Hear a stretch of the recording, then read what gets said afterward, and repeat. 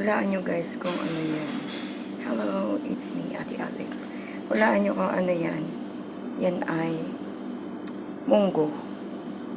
So, ganyan sila magluto ng munggo rito. Pero ayoko. Gusto ko kasi yung may samut-sari. Yung pag kinain mo'y sumasabit. Char. Ayan. Di ba ang sarap tignan? Ginisa ko ulit yan. And then, pakukulaan ko siya. Then, lalagyan siya natin guys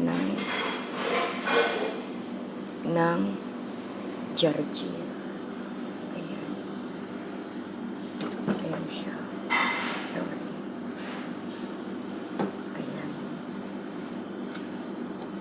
Kasi yan ang ano daw, maraming benefits ang jarjir, kaya ang mga Arabo favorite nila yan. First of all daw, sabi ng alaga ko, you will always feel hot. Ay, Diyos ko po.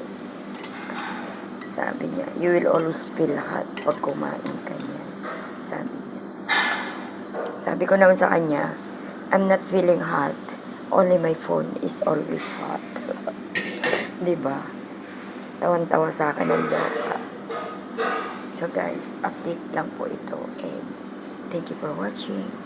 It's me, Ate Alex. Short video, charot.